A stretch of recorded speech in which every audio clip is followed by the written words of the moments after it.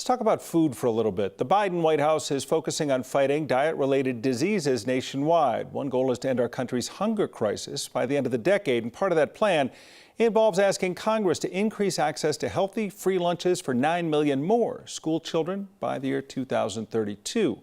And while we continue to talk about food in America, our 9 Health expert, Dr. Payal Kohli, is here with us to talk about obesity and ways to treat it. And that includes medically. And I think the numbers are sometimes shocking to think that 4 out of 10 Americans are diagnosed as having obesity. We've traditionally thought of that being defined on a BMI, body mass index, or something like that. Are there better ways to be measuring obesity? We're learning, in fact, that that is not a good way, because you can imagine some people are big bone, some people have a lot of muscle mass.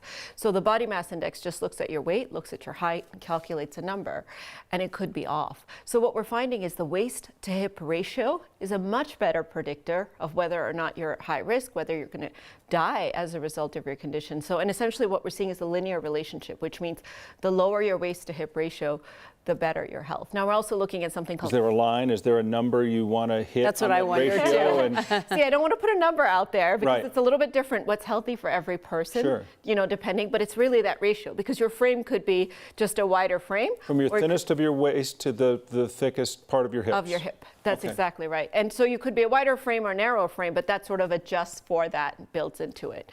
But a lot of times we hold on to fat on our tummy. So we're realizing that it's not just how much fat, but also where it's distributed. Where it is. Yeah.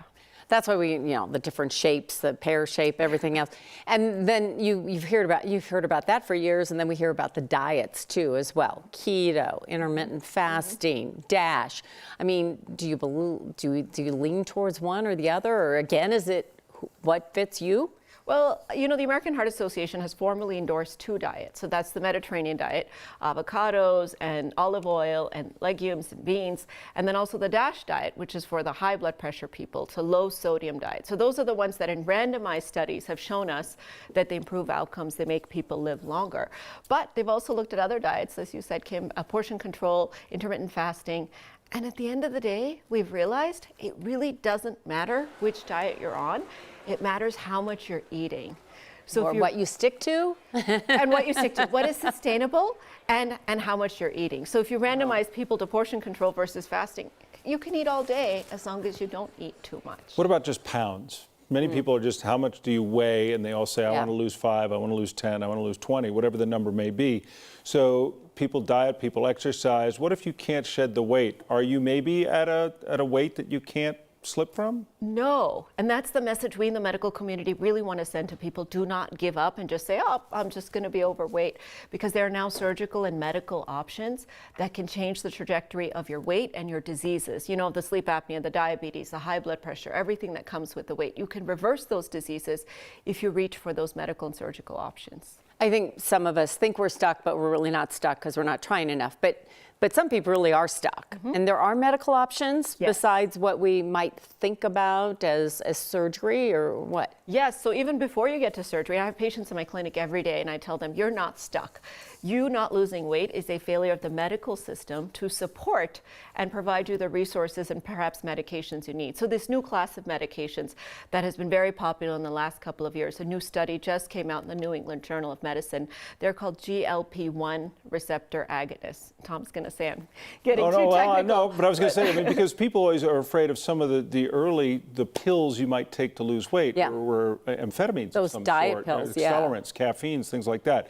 What do these do, and can you get them, or do they need to be prescribed? They're prescribed. They're injections. They're once-a-week injections, and what they do is they change the way your body regulates your blood sugar, your insulin, and your body's satiety response. And what we're seeing in multiple trials, we're talking trial after trial after trial, that not only are they safe, you have a little nausea when you first start it because your body's getting used to it, but not only are they safe and the side effects are mild, but they actually reduce your chance of dying, getting in the hospital, and having other bad outcomes. So this is something you can ask your doctor about. Is it GLP-1? Yes, just remember GLP-1, and there's many different types and different brand names and different dosing schedules and such, but if you have a BMI of over 30, or if you have a BMI of 27 plus at least one other weight-related condition like high blood pressure, diabetes, or sleep apnea, reach for these medications. Fix your BMI with your GLP.